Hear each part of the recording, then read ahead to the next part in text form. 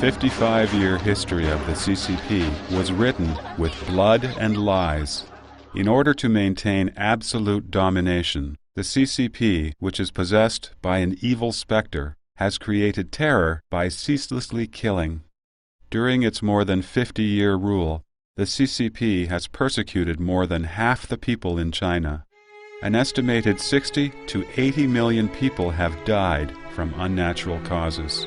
This number exceeds the total number of deaths in both world wars combined, and also exceeds the total number of unnatural deaths in every dynasty since the beginning of Chinese history. Behind the CCP slaughters lie a supporting ideology and some practical requirements. Ideologically, the CCP believes in the dictatorship of the proletariat and continuous revolution under the dictatorship of the proletariat. Therefore, after the CCP took over in China, it killed the landowners to resolve problems with production relationships in rural areas. It killed the capitalists to reach the goal of commercial and industrial reform and to solve the issue of so-called production relationships in the cities. Similarly, solving the problems related to the superstructure also called for slaughter. The suppressions of the Hu Feng anti-party group and the anti-rightists movement eliminated the intellectuals. The mass murders during the Cultural Revolution established the CCP's absolute leadership. The 1989 Tiananmen Square massacre was used to prevent political crisis and to squelch demands for democracy. The persecution of Falun Gong is meant to resolve the problem of having people with traditional beliefs and who practice Qigong. These actions were all necessary for the CCP to strengthen its power and maintain its rule in the face of continual financial crisis, political crisis, and crisis of belief. Except for the Falun Gong issue, almost all the foregoing political movements were utilized to revive the evil specter of the CCP and incite its desire for revolution.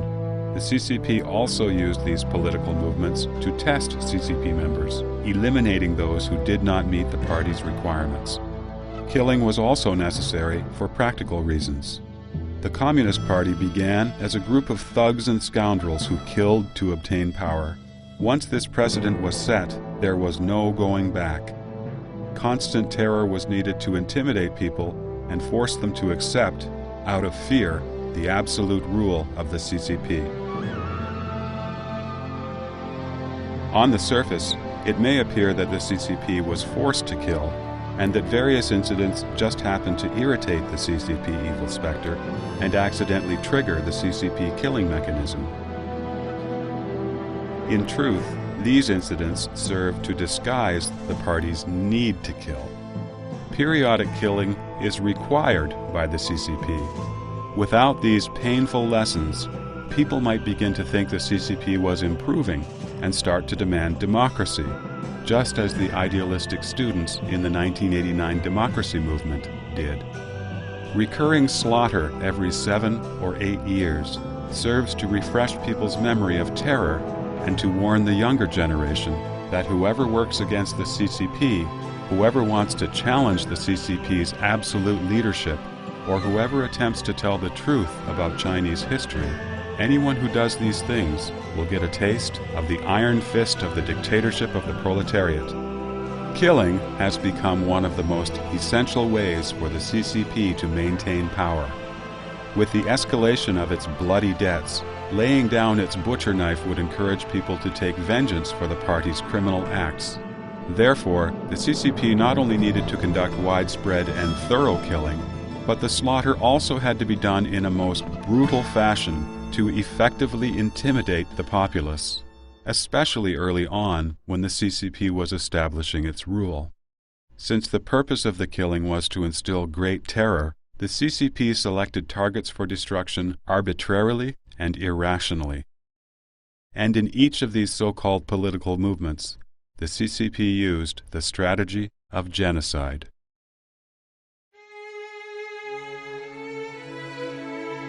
And the slaughter still continues today. The stories behind the slaughter are both extremely tragic and rarely seen. As a result, In addition to the destruction of countless individuals and families, the CCP has destroyed the soul of the Chinese people. A great many people have become conditioned to react to the CCP's threats by entirely surrendering their reason and their principles.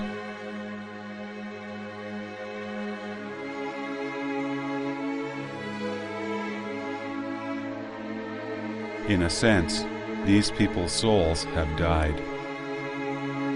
Something more frightening even than physical death. In past dynasties, the emperors granted amnesty to the entire country after they were crowned. On the other hand, before Mao Zedong established the PRC, he wrote the following: "We definitely do not apply a policy of benevolence toward reactionaries and the reactionary activities of the reactionary classes." Before the CCP was in power, it had already made up its mind to act tyrannically. It called itself the People's Democratic Dictatorship.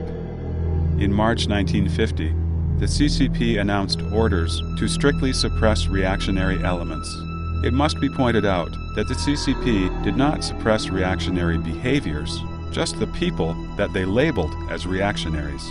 If one had simply enlisted in the KMT army, even without doing the slightest thing political after the CCP gained power, this person would still be killed because of his so-called reactionary history. In February 1951, the Central CCP said that except for Zhejiang Province and Southern Anhui Province, other areas which are not killing enough should continue to arrest and kill a large number and should not stop too soon. Mao even recommended the following: in rural areas, there should be more than 1 in every 1,000 of the total population killed. In the cities, it should be less than 1 for every 1,000. The population of China at that time was approximately 600 million people. So this supreme order from Mao would have caused at least 600,000 deaths. Perhaps on a whim, Mao decided these 600,000 lives should be enough to lay the foundation for creating fear among the people, and thus ordered it to happen.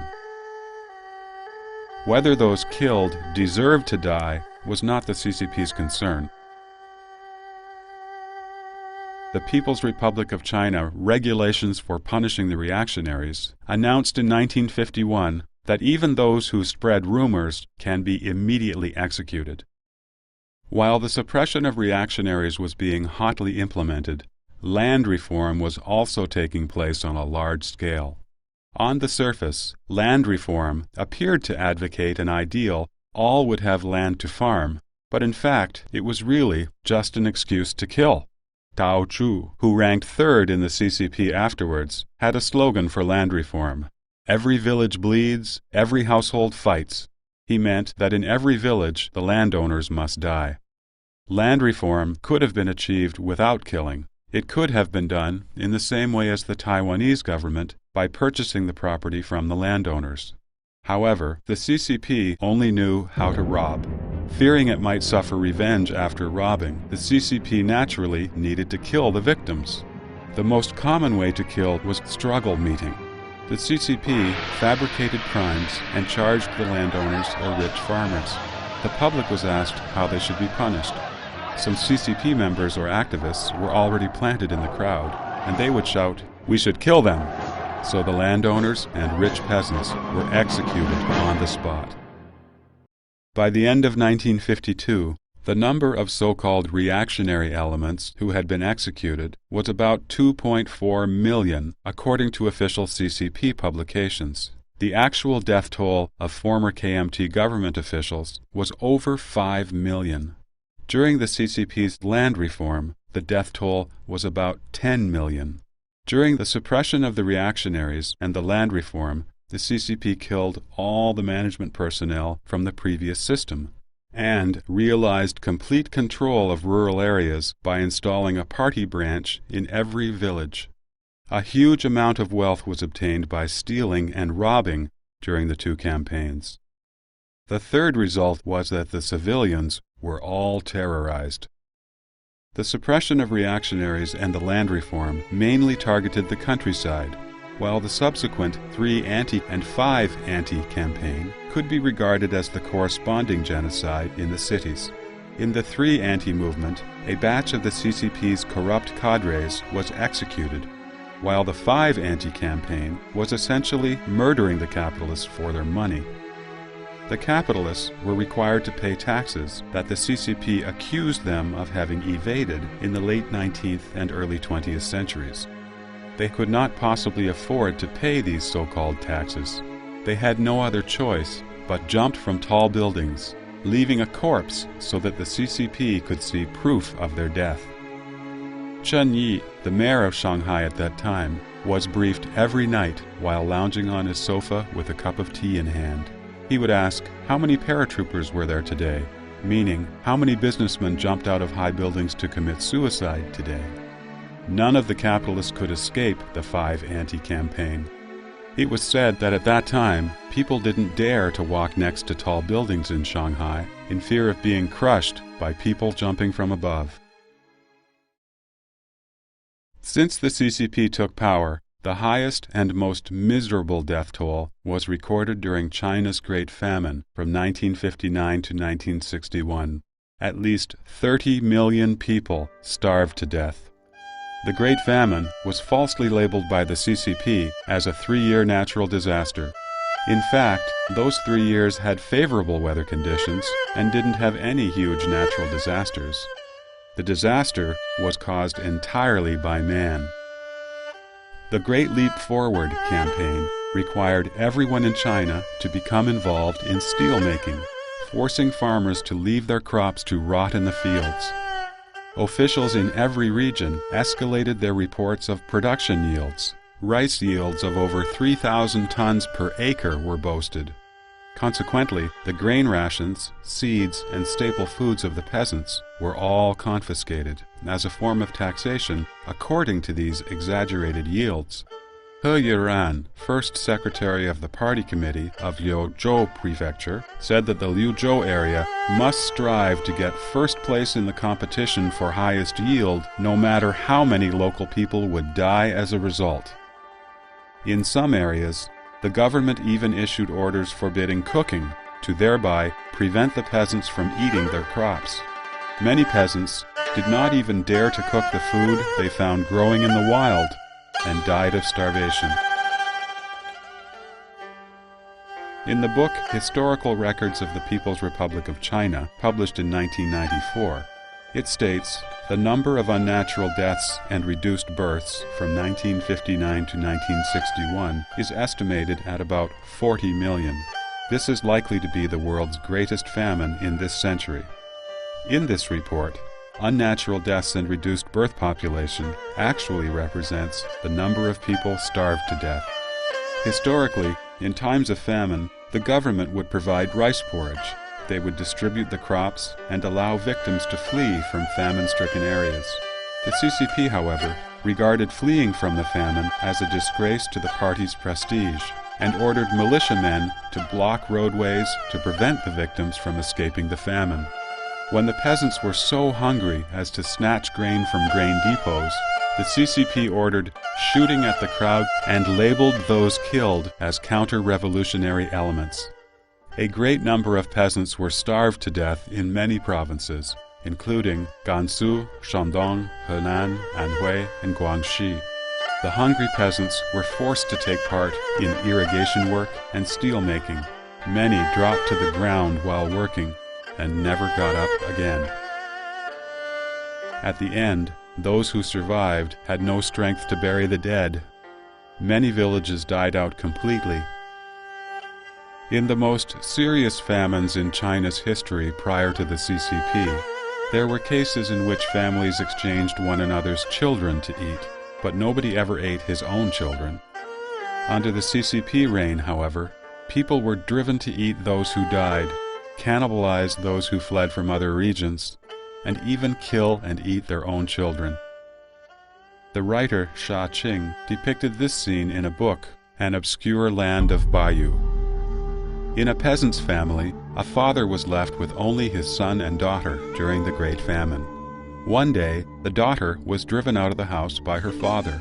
When she came back, she could not find her younger brother, but saw white oil floating in the cauldron and a pile of bones next to the stove. Several days later, the father added more water to the pot and called his daughter to come closer. The girl was frightened and pleaded with her father from outside the door. "Daddy, please don't eat me. I can collect firewood and cook food for you. If you eat me, nobody else will do this for you." The final extent and number of tragedies like this is unknown. But we do know that the CCP cadres at different levels, the ones directly responsible for these tragedies, had resisted telling the truth in the face of tens of millions starving to death. As a result, they passed the CCP's test. After the Great Famine, the responsible provincial officials merely participated in the formality of self-criticism. Li Jinchuan, the CCP secretary for Sichuan province, where millions of people died from starvation, was promoted, yet the CCP misrepresented these people as being worthy of noble honor, claiming that the CCP was leading people to bravely fight the natural disasters and continued to tout itself as great, glorious, and correct. Everything the CCP does serves only one purpose: gaining and maintaining power. Killing is a very important way for the CCP to maintain its power. The more people killed and the crueler the killings, the greater the ability to terrify. In his book, The Enemy Within, Father Raymond J. de Jager relates the killing stories he witnessed in North China during the Sino-Japanese War. One day, the CCP required everyone to go to the square in the village. Teachers led the children to the square from school to watch the killing of 13 patriotic young men. After announcing the fabricated charges against the victims, the CCP ordered the horrified teacher to lead the children to sing patriotic songs while gesturing the executioner to begin. The executioner was a fierce, robust young communist soldier with strong arms. The soldier went behind the first victim, quickly raised a big sharp knife, and struck downwards, and the first head fell to the ground. Blood sprayed out like a fountain as the head rolled on the ground. The children's hysterical singing turned into chaotic screaming and crying. The teacher kept the beat, trying to keep the songs going. The executioner chopped 13 times, and 13 heads fell to the ground. After that, many communist soldiers came over, cut open the victims' chests, and took out their hearts for a feast. All the brutality was done in front of the children. The children went all pale due to the terror, and some started throwing up. The teachers scolded them and lined the children up to return to school. After that, Father de Jager often saw children being forced to watch killings. The children became used to the bloody scenes and numb to the killing. Some even started to enjoy the excitement. When the CCP felt that simple killing was not horrifying and exciting enough, they invented all kinds of cruel tortures. For example, forcing someone to swallow a large amount of salt without letting him drink any water. The victim would suffer until he died of thirst. Or stripping someone naked and forcing him to roll on broken glass. Or cutting a hole in the frozen river in the winter and throwing the victim into the hole. The victim would either freeze to death or drown. Father de Jager's book also told stories like the following one. A CCP member in Shanxi province invented a terrible torture. One day when he was wandering in the city, he stopped in front of a restaurant and stared at a big boiling vat. Later, he purchased several giant vats and immediately arrested some people who were against the Communist Party. During the hasty trial, the vats were filled with water and heated to boiling. The 3 victims were stripped naked and thrown into the vats to boil to death after the trial. At Peng Dang, I witnessed a father being skinned alive. The CCP members forced the son to watch and participate in the inhumane torture, to see his father die in excruciating pain and to listen to his father's screams. The CCP members poured vinegar and acid onto the father's body. They started from the back, then up to the shoulders, and soon the skin from his whole body was peeled off, leaving only the skin on the head intact. His father died minutes later. If one were to suggest that these extremely cruel ways of killing appeared only in individual areas in wartime, then such violence became even worse after the CCP took power. During the Red Terror in 1966, all the 5 black classes, the landlords, rich farmers, reactionaries, bad elements, and rightists, were eradicated according to a policy of genocide across many areas. A typical example was Daxing County near Beijing, where from August 27 to September 1st of 1966, a total of 325 people were killed. The oldest killed was 80 years old, and the youngest only 38 days. 22 entire households were killed with no one left. Shuowen recorded a narrative in his investigation of the Daxing massacre. Beating a person to death was a common scene. On Shatan Street, a group of male Red Guards tortured an old woman with metal chains and leather belts, and then a female Red Guard jumped on her body and stomped on her stomach. The old woman died on the scene. There were many different ways of killing, including beating with batons, cutting with sickles, and strangling with ropes. The way to kill babies was the most brutal. The killer stepped on one leg and then pulled on the other leg, tearing the baby in half. Besides beating people to death, the beginning of the Cultural Revolution also triggered a wave of suicides. Many famous intellectuals ended their own lives at an early stage of the Cultural Revolution.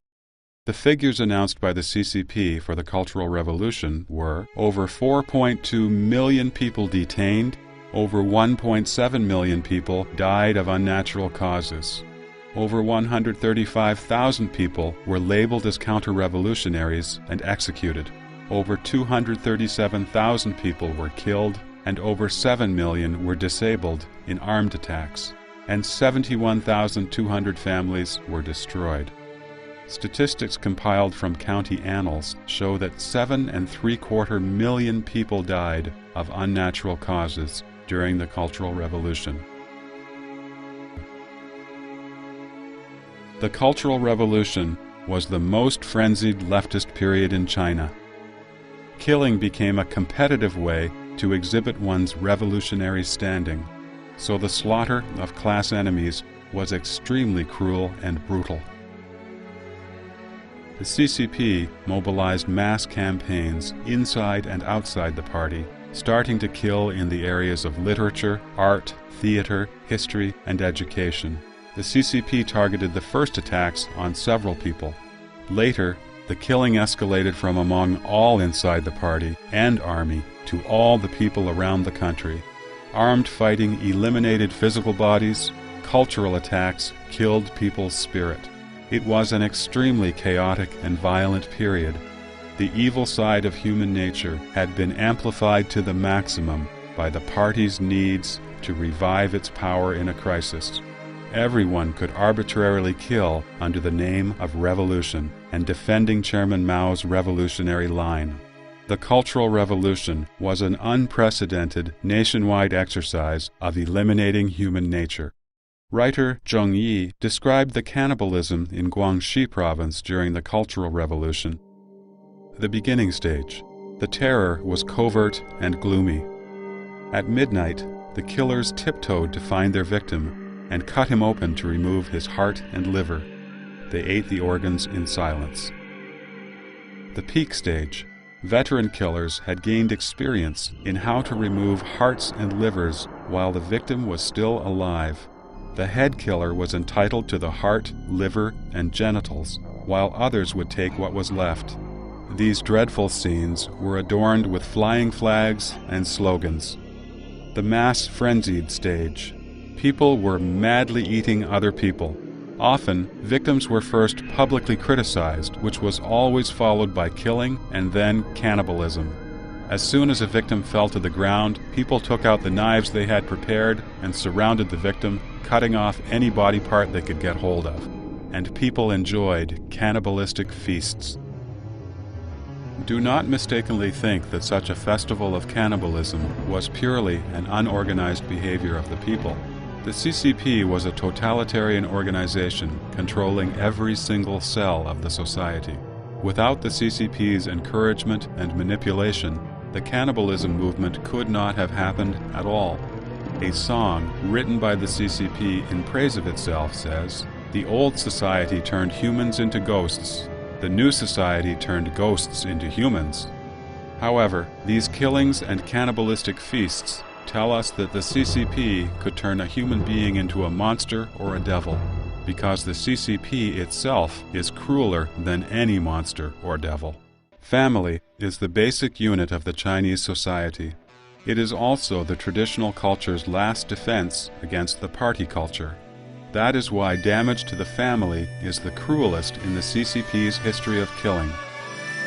Because the CCP monopolizes all social resources, when a person is classified as being on the opposing side of the dictatorship, he or she will immediately face a crisis in livelihood, be accused by everyone in society, and stripped of his or her dignity. Because they are treated unjustly, the family is the only safe haven for these innocent people to be consoled. But the CCP policy of implication kept family members from comforting each other. Otherwise, they too risked being labeled opponents of the dictatorship. Family members' betrayal, reporting on, publicly criticizing, or denouncing them, is the last straw that breaks their spirit. Many people have committed suicide as a result. In all previous political movements, over half of the Chinese population has been persecuted by the CCP, and the number of families destroyed by the CCP is estimated to be over 100 million. One person died and the family was broken. Father and son, mother and daughter were forced to renounce their relationships. Some were disabled, some went crazy, and some died young because of serious illness brought about by torture. The record of all these family tragedies is very incomplete. Zhang Zhixin's daughter, Linlin, recalled that in the early spring of 1975, when she was in a so-called study session for the families of death row inmates, a person from Shenyang court said loudly, "Your mother is a real die-hard counter-revolutionary. She is against our great leader, Chairman Mao. If she is executed, what will your attitude be?" My heart was broken, but I pretended to be calm, trying hard to keep my tears from falling. My father told me that we could not cry in front of others, otherwise we had no way to renounce our relationship with my mother. Father answered for me, "If this is the case, the government is free to do what it deems necessary." The person from court asked again, "Will you collect her body if she is executed? Her belongings in prison?" Father answered, "We don't need anything." Staggering along, we walked home against the howling snowstorm. Father gently opened the suitcase we brought from our old home in Shenyang and took out our mother's photo. He looked at it and could not hold back his tears. I put my head into Father's arms and started crying loudly. Father patted me and said, "Don't do that, sweetheart. We cannot let the neighbors hear it." Father held my brother and me tightly in his arms. We shed many tears that night, but we could not cry freely.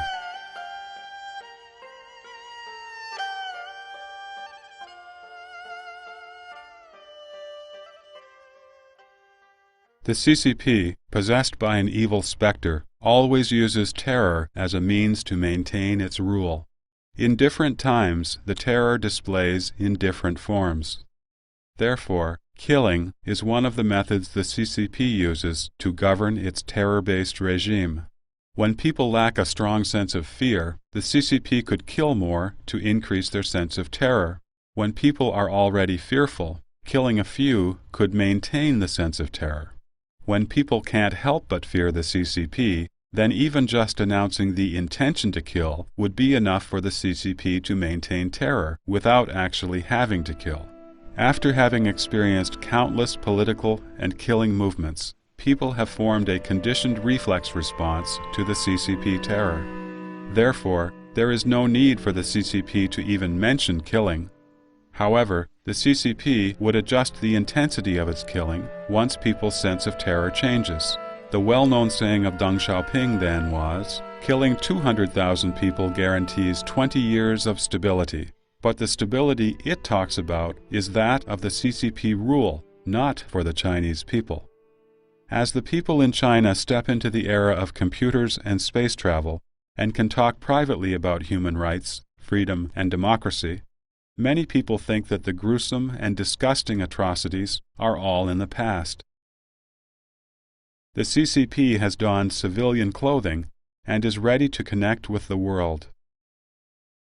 However, the CCP lifted its knives once more when facing Falun Gong practitioners in 1999.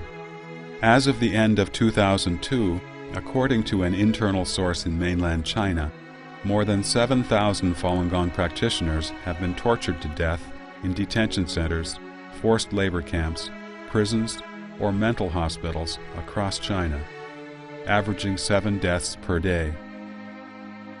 The over 100 cruel methods of torture exerted on Falun Gong practitioners concentrate all the aspects of devilry accumulated by the CCP. As China moves toward development, Chinese people have begun to live a good life. Nevertheless, the CCP wants to eliminate these common citizens. This kind of regression under the superficial face of progress and a persecution hidden behind a wall of lies that show the CCP nature of killing, even when not spilling blood, exposes its extreme devilry. During its long process of killing, the CCP has used various different ways to kill people depending on the period of time. The most often used ways include, number 1, creating propaganda before killing, fabricating lies as the excuse for killing and inciting hatred for those about to be killed. Number 2, killing people not only through the machine of its dictatorship, but also by actively mobilizing people to kill each other. 3, destroying one's spirit before killing his physical body. Policies such as leniency to those who confess and severe punishment to those who resist force people to give up their own thoughts and beliefs. 4, using both carrot and stick. The CCP always claims that the majority of the population is good, and it only attacks a small portion of the population. 5, nipping potential threats in the bud and secretive extrajudicial killings. The CCP always arrests the so-called ringleaders and then draws up secret verbal regulations and orders. 6, killing one to warn others. 7, famous people with international influence are usually suppressed but not killed by the CCP. The purpose of this is to conceal the killing of those whose deaths will not draw public attention. In addition to killing people within China and inside the party with great delight, the CCP also participated in killing people abroad, including overseas Chinese people, by exporting the revolution. The Khmer Rouge is a typical example. Pol Pot's Khmer Rouge existed only for 4 years in Cambodia. Nevertheless, from 1975 through 1978, more than 2 million people, including over 200,000 Chinese, were killed. Pol Pot worshipped Mao Zedong. He visited China 4 times to listen to Mao Zedong's teachings in person. Theories such as political power grows out of the barrel of a gun, class struggle, dictatorship of the proletariat, and so on. Later, these became the basis for how he ruled Cambodia. After returning to Cambodia, Pol Pot changed the name of his party to the Cambodian Communist Party and established revolutionary bases according to the CCP's model of encircling cities from the countryside. The CCP spared no effort to support the Cambodian Communist Party. In 1970, when most Chinese people were going hungry, China gave Pol Pot arms for 30,000 soldiers. In 1975, after taking power for 2 months, Pol Pot went to Beijing to pay a visit and listen to instructions.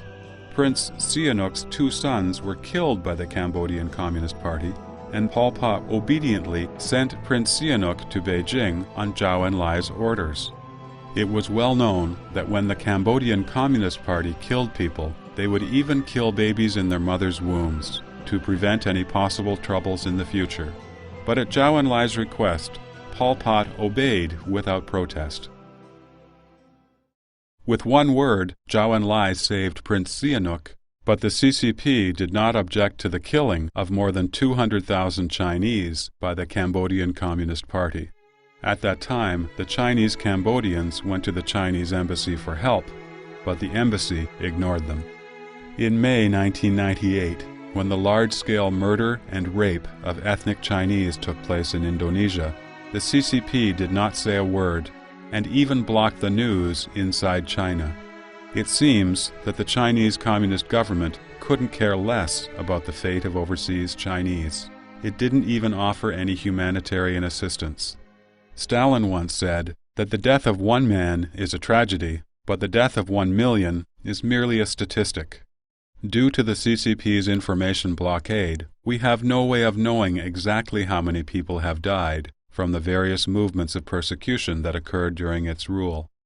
In addition, the CCP also killed ethnic minorities in Xinjiang, Tibet, Inner Mongolia, Yunnan, and other places. We have no way of knowing how many people became disabled, mentally ill, enraged, depressed, or frightened to death through the persecution they suffered. Every single death is a bitter tragedy that leaves everlasting agony to the family members of their victims. It must be pointed out that in the large-scale killings that took place previously, the identity, crime, and sentencing standard for its targets were kept intentionally vague by the CCP. To avoid being included as the targets for killing, people would often restrict themselves to a safe zone based on their own judgment. Such a safe zone was even narrower than the one the CCP intended to set. As a result, the movements were oftentimes enlarged beyond their intended scale because people at different levels voluntarily imposed restrictions on themselves to ensure their own safety. Such society-wide, voluntary intensification of terror stems from the CCP's random killings. The mindset of fearing to tell the truth, to even fall below the bottom line of morality, and to be eager to please the CCP by following their evil direction, all of this has led Chinese people pay a very great price. Nowadays, the CCP tends to kill far fewer than in the past, when millions or tens of millions would be murdered. There are two important reasons for this. On the one hand, the party has warped the minds of the Chinese people with its party culture so that now they are more submissive and cynical. On the other hand, because of excessive corruption and embezzlement by CCP officials, the Chinese economy has become a transfusion type of economy and depends substantially on foreign capital to sustain economic growth and social stability. The CCP vividly remembers the economic sanctions that followed the Tiananmen Square massacre and knows that open killing would result in a withdrawal of foreign capital that would endanger its totalitarian regime. Nevertheless, the CCP has never given up slaughtering behind the scenes. In its long history of killing, the CCP has metamorphosed into a depraved serial killer. In the meantime, it has been alienating Chinese people's souls.